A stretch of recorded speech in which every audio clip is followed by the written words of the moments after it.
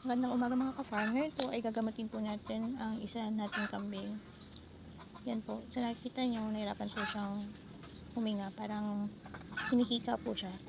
Ang symptoms po ng pneumonia sa aking palagay. Dahil yung nanay niya po ay merong ubo tsaka sipon.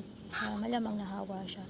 So yung ganitong kalagayan po sa base sa aking experience ay medyo 50-50 na po siya. Kaya kailangan na po natin mag-inject ng antibiotic.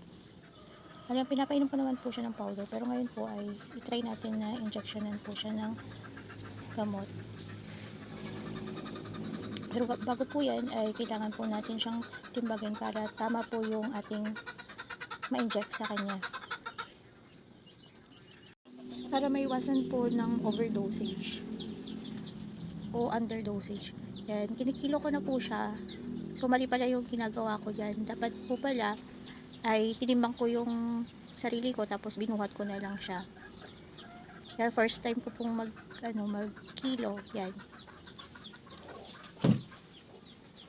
So, yan, 5 kilos po yung nakuha natin na kilo ng ating kambing. Ang gagamitin ko po ay yung maliit lang na ringgilya, yung isang ml lang po ang maximum niya. Dahil po ang kilo po ng ating kambing ay 5 ml. So 0.5 ml lang ang dapat na inject natin. So yan po ang kabuuan niyan ay 1 ml. Yan po ang nakalagay po sa label ng gamot na every 10 kilos ng kambing ay ang inject ay 1 ml. So ang kambing ay 5 kilos. So 0.5 ml lang po yung ating inject. Yan din po ay nabibili sa mga poultry supply. Magtanong lang po sa kanila kung pwede. Tsaka i-research din kung yung mga gamot na i-inject. Siyempre, bago nating gagamitin, basahin din natin para sigurado. Paalala ko lang po na hindi po tayo expert sa ganitong bagay. Ngayon po ay first time ko pa lang siyang gagawin na mag-inject ng antibiotic. So, bago ko gagawin to ay nag-research ako, nagtanong-tanong po ako at nagbasa po ako, nanood po ako ng kung paano gagawin. Ang nagawa ko lang po ay mag-inject ng multivitamins, yun lang po. Hindi po tayo expert, base lang po sa experience po yung sinishare po natin. Yan.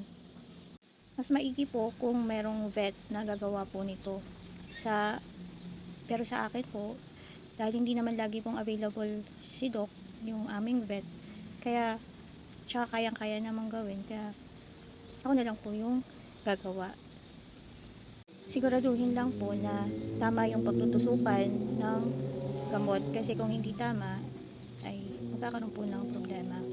After ko po ma-shake ng dahan-dahan, ayan, nilagay ko pa baliktad, tapos yan, ganyan po. Natutunan ko lang po yung ganyan kasi yung parent ko po, yung aking nanay ay ini-injectan ko po ng insulin, kaya meron po akong experience sa pag-i-inject. Yan. Pero dito naman po sa kambing ay iba naman po.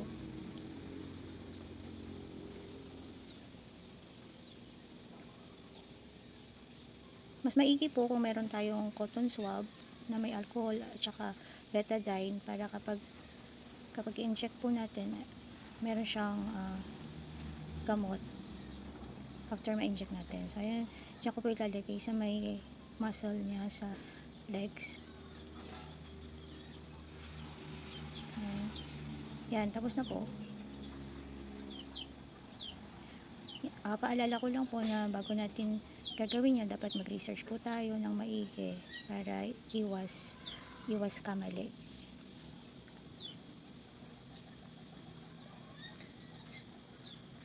Yan, observe na lang natin kung makaka-recover pa yung ating kambing.